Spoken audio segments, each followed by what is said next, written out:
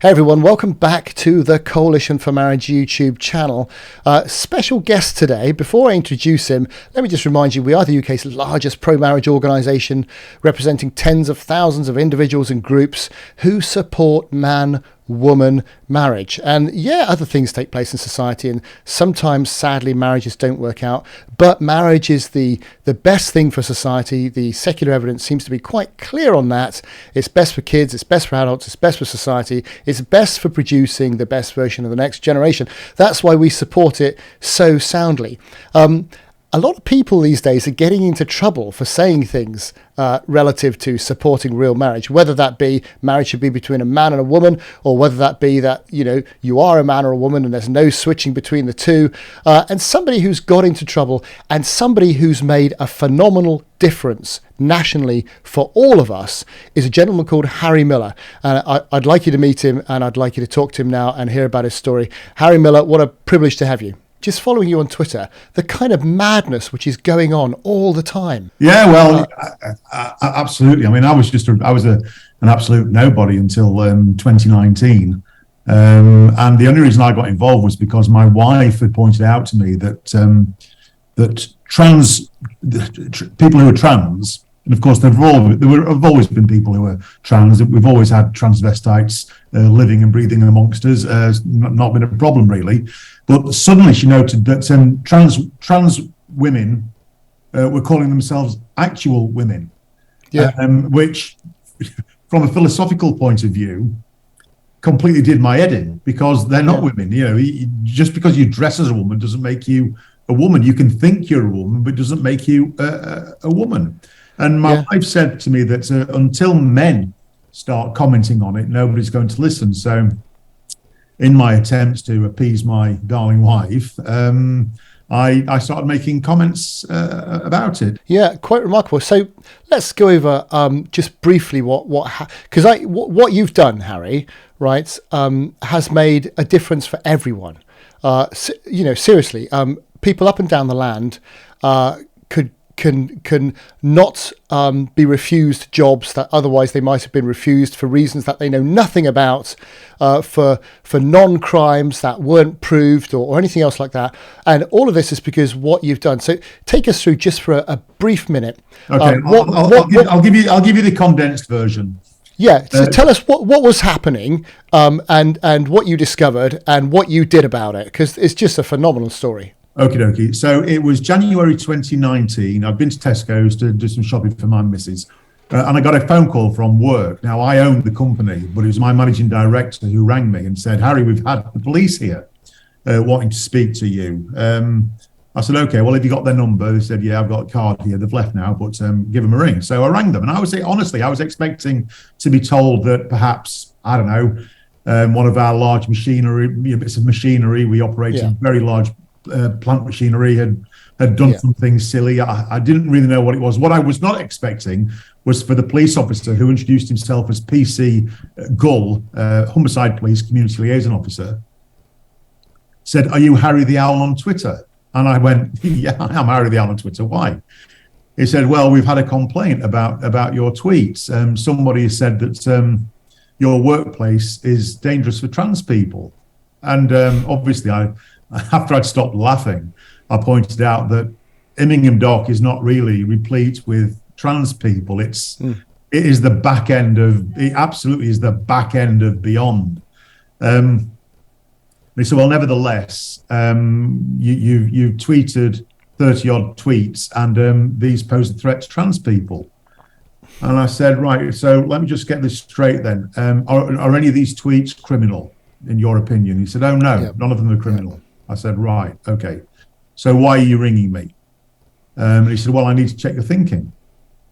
Now, that just blew my mind immediately. Yeah. I said, "Okay, let me get this straight. So I've not committed a crime." And he said, "No, but you a police officer, yes. You're ringing me to check my thinking." He said, "Yes." I said, "Have you any idea what that makes you?" And he said, "No." I said, "Look, 1984 is a dystopian novel. It's not a police how-to manual." The reference to Orwell entirely passed him by, and he continued to lecture me about the evils that I had committed. I said, okay, so we've established that nothing that I've tweeted was criminal. I said, what is the tweet then that, in your estimation as a professional officer, comes closest to being criminal? You know, if I'd gone just a little bit further, it would have crossed that line into criminality. And he said, well, there's a limerick. I said, I've not written a limerick. He said, no, but you retweeted one. So what has that got? Yeah, I retweeted limerick. He said, well, by retweeting it, you've endorsed it, and that makes you dangerous to trans people. Oh my so, goodness. well, I've no idea what this limerick is. As it turned out, it wasn't a limerick. It was a verse from a piece of feminist. It was a feminist lyric, a piece of feminist doggerel that I'd retweeted.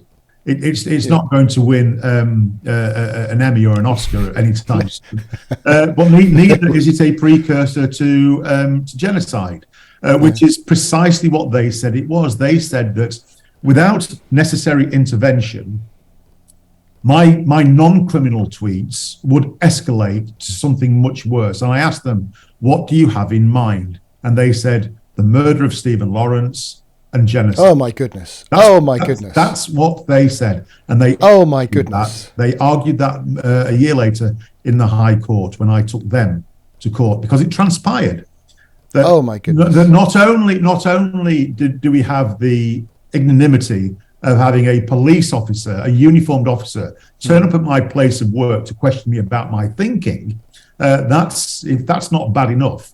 We then discovered that there were these things called non-crime hate incidents, or NCHIs.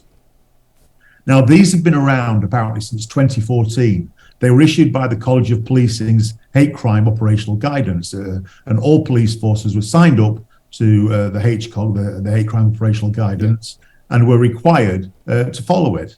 What's quite incredible about the HCOG is that it says that where there is an incident that does not amount to a crime, then it must be recorded as a non-crime hate incident, regardless of whether there is any evidence of hate. So you don't even need hate for a non-crime hate incident. All you needed was somebody to perceive that what you said or did was motivated by hatred towards one of the five monitored strands, strands including gender identity. Interestingly, of course, gender identity is not a protected characteristic. Correct. The 2010 Equality Act has 9 protected characteristics. Sex is one, religion is one, holding a gender recognition certificate is one, but gender identity is most definitely not one. Nevertheless, since 2014, the police have treated gender identity as a protected characteristic, and have been around de facto prosecuting people for saying stuff that questions the entire gender identity notion. Now, another thing that is really interesting when it comes to hate is the definition that the police and the Crown Prosecution Service have of hate. Most people, when they think about hate in the policing context, is a feeling which is so strong and overwhelming against an individual or a group that, but for want of opportunity, it would manifest itself in criminal behaviour, violence, etc., toward that person. That is not how the police or the Crown Prosecution Service define hate. They define hate as ill will, ill feeling, dislike, and antagonism. Well, hold on a minute. Dislike. So if I dislike somebody on the basis of their gender identity, then as far as the police are concerned, that's hate. That is hate, and that needs recording. If I dislike cauliflower, and I say I dislike cauliflower, does that necessarily mean I hate everyone else who likes cauliflower? No, it doesn't, because I don't think even in their crazy minds that cauliflower is a monitored strand. However, this is how bad it could be. If you were a vegan, for instance, you could perceive that your open hatred towards cauliflower is de facto code for hatred against vegans. And the police would have the option of recording you for a non. Oh my goodness! And what you mentioned there, Harry, was the fact that they equated saying something, sharing an opinion, as equivalent to putting a knife in somebody is absurd.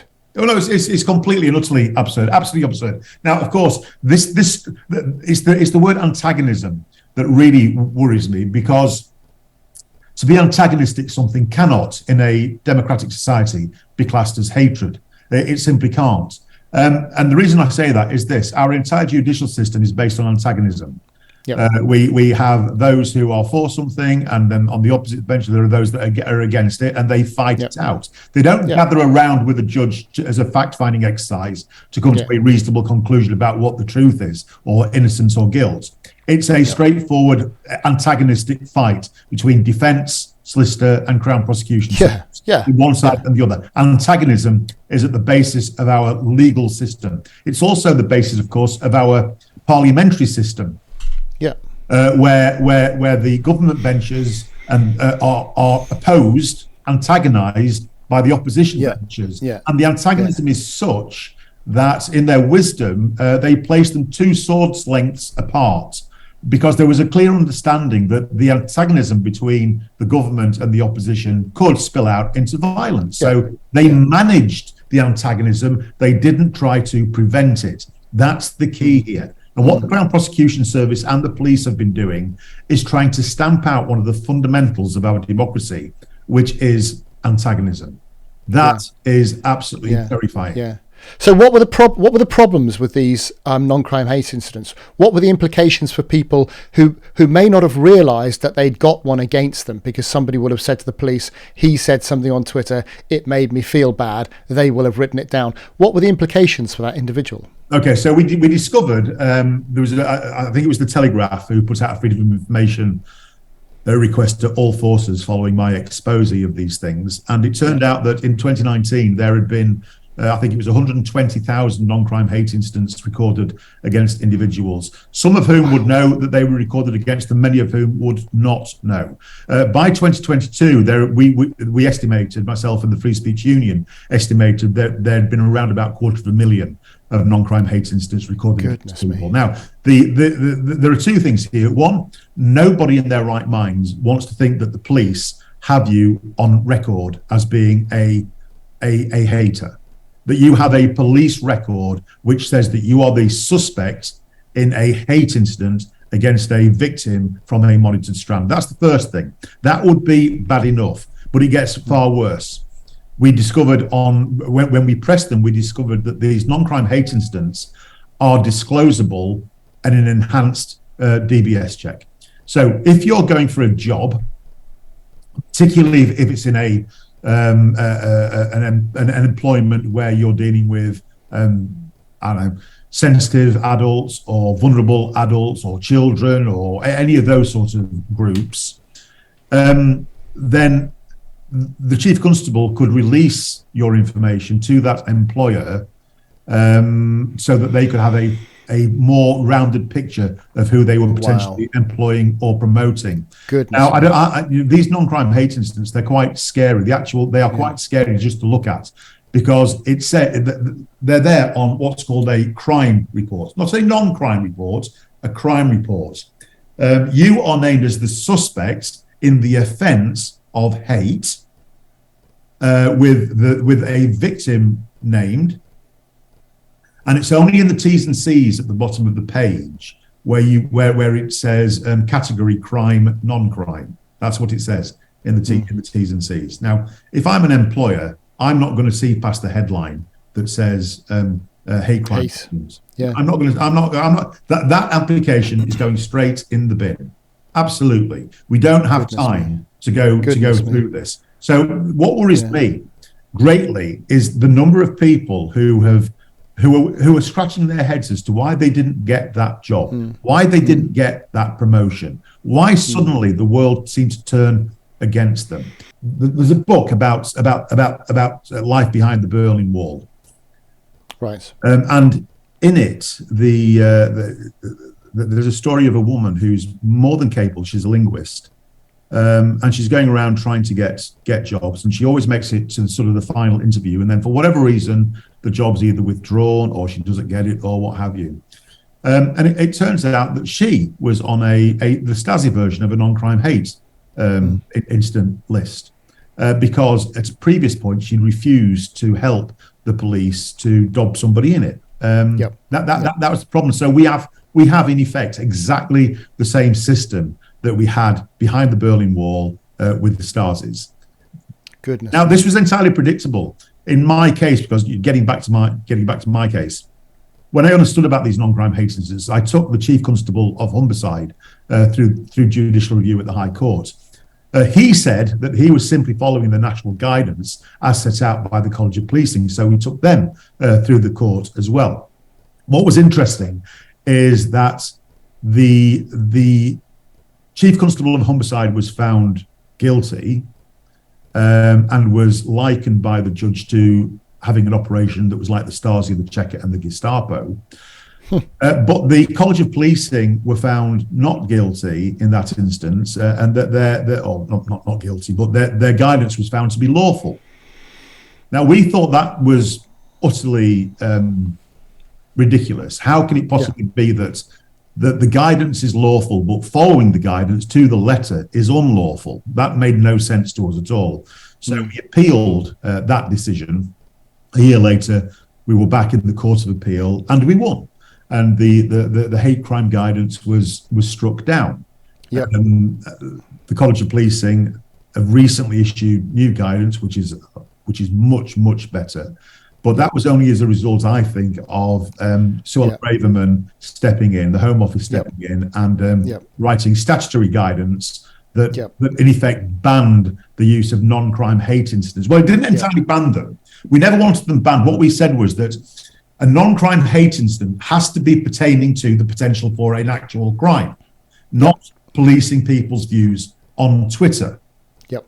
Okay, it can't be anything to do with free speech. There has to be a clear link between that non-criminal hate speech and the likelihood of a future crime. Now, as far as I'm concerned, that's legitimate policing. That's evidence gathering. But it can't be against people like you and I for expressing gender critical views or Christian views or what have you. So all of that's been stamped out. So we count that as a massive victory.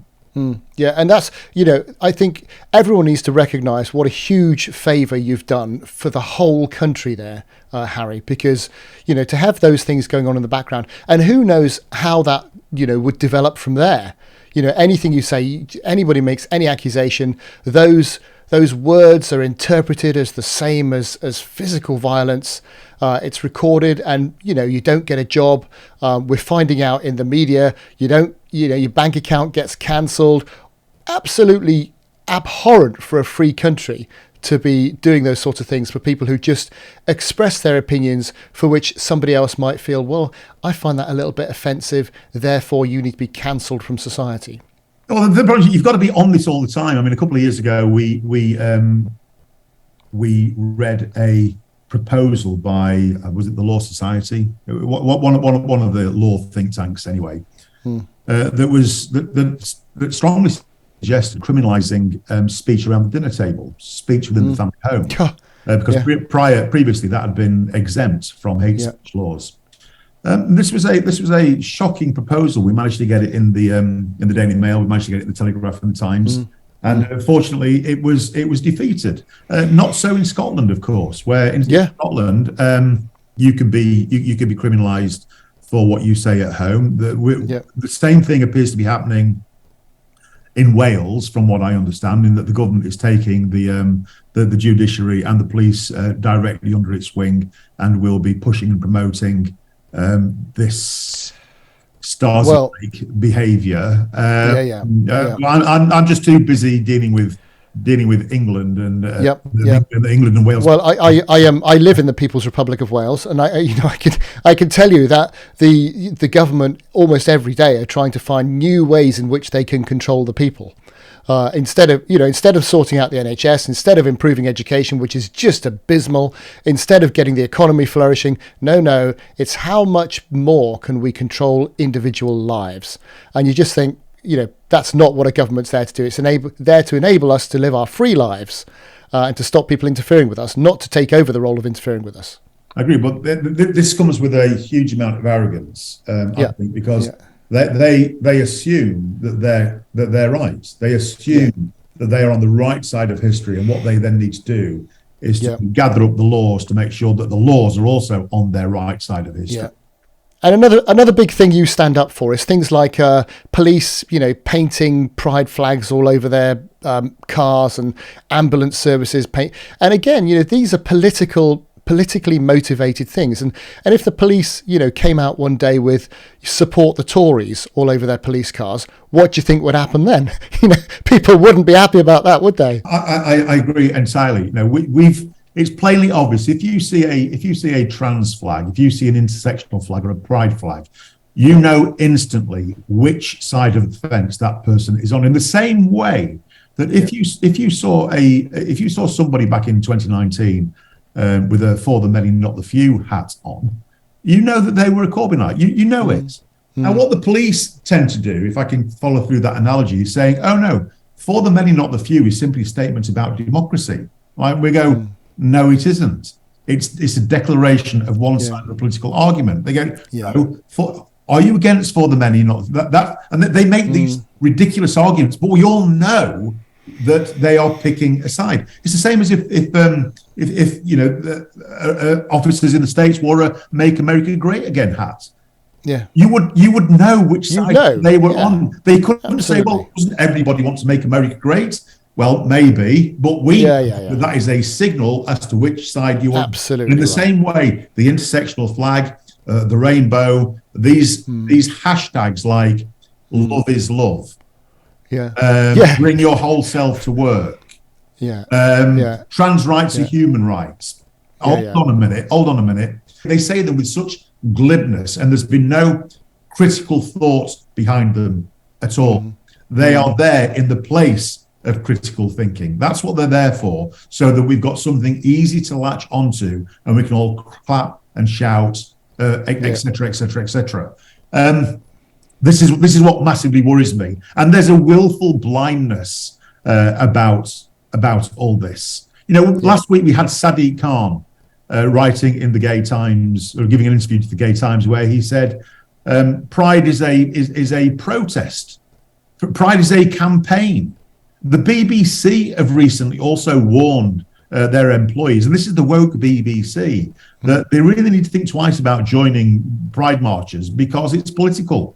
But our cloth-eared police force have shut their eyes, shut their ears to this, and won't hear anything of it. They continue to plaster their cars in rainbows. They continue to put face paint on and dance down the street, beneath a disco ball helmet.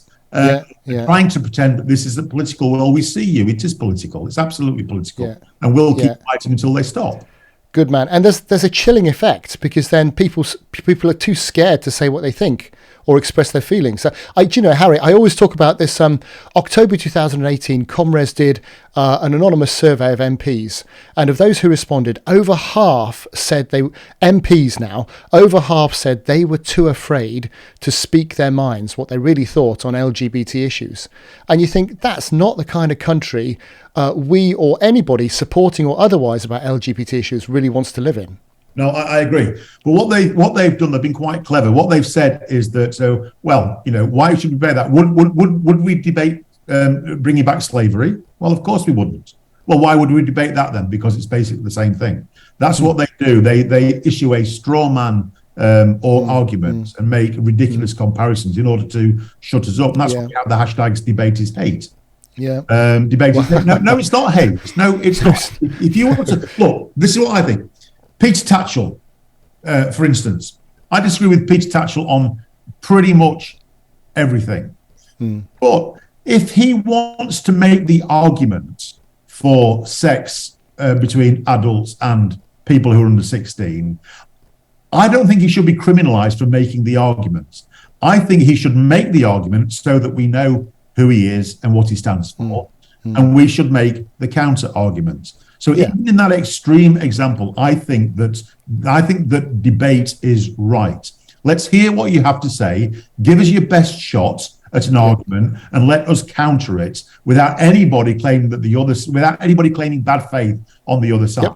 That's the world that I want to live in. Open, reasonable, evidence-based discussion on both sides, full and free, so everyone knows what's going on. Even if it turns out that your argument is absolutely untenable, If it turns out that your argument is sick, I don't care. I want us to have the debate because I want the world to know what you think. And then the world can judge you on what you think. And I certainly want the world to know what I think. And that's how we grow and get better together as a society. Absolutely right, Harry. Could I just ask? I know you're a busy guy. What are you working on? What's and you're the sort of guy who would fight the devil on the flagstones of hell, And I'm so glad that you step up to these things. Who's in your firing line at the moment? I think we have in our sights now the Crown Prosecution Service, because it seems to me that the Crown Prosecution Service are entirely captured. This week we've discovered some horrendous things about the CPS. They're in fact wanting to criminalise trans widows. So women who have suddenly found themselves in a marriage with a man who has now declared himself to be a woman. Yep. If the wife doesn't then accept that she's now in a lesbian relationship and become fully supportive of her new wife in transition and dress, etc., then the Crown Prosecution Service are agitating for this to be classed as a crime. Withholding money for children who wish to transition or people who wish to transition medically. This is being regarded now as a crime. There was a horrible interview, or a very horrible, an interesting interview that somebody who'd obviously had too much truth juice gave to the Pink News last week from the CPS, where they expressed huge amounts of sympathy to a trans woman who'd validated themselves by stealing women's knickers from washing lines. The message there is that you women ought to be glad that your undies have been purloined because it's validating a man. I mean, this is where we're at. We can't have the Crown Prosecution Service openly taking a side and operating outside of the law and declaring things to be criminal prior to them having been prosecuted and a judge or a jury having declared that, yes, in fact, this was a crime. It's not the place of the CPS to judge which side of the line this is going to fall. So we've got the CPS in our sights right now. Great, man. Harry, we're so pleased to have you on our side, as it were. And it is, because it just seems to be an enraged battle these days. But I'm grateful that there's somebody like you there. People can follow you by Twitter, really, isn't it?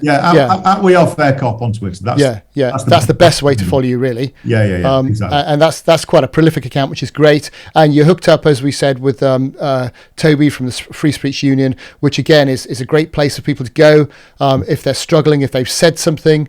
And again, I suppose the message from you is that everyone just needs to calmly, reasonably speak up for what they believe in while they've still got the right to. Well, as I said at the Family Education Trust conference the other day, I'm not sure that I would encourage everybody to speak up because it's a dangerous world that we live in. And I don't want to be responsible for some young man or some young woman who is just setting out on their career, feeling pressured to speak out and getting the wrong side of their HR department. What I do think is this. I agree with Douglas Murray. Those of us that can must. Those of us that are free to speak out must speak out, and we must speak out on behalf of those who cannot at this time. You know, I'm very, very fortunate in that one, I'm a Christian, and I see that God has blessed me with a fair degree of wit and a reasonable brain, and also allowed me to be born without the fear gene. So I'm very, very happy. My happy place, as you put it, is fighting the devil on the paving stones outside of hell. That's where I'm happy. But I do recognise that not everybody has that calling. Not everybody has that. You know, the Bible says that many are called, but few are chosen. So whilst all of us are called to this fight, God picks and chooses those that he puts out in the front line. Because for whatever reason, we've got the right degree of lunacy. I suppose it is, God-driven lunacy that sort of enables us to go out there and keep doing what the reasonable person should never ever do. which is have take thought? on the giant arms Yeah. of the state. Well, Harry, you're a superhero. Thank you very much. What a joy it is to talk to you, Harry Miller. Take care. It's been a pleasure.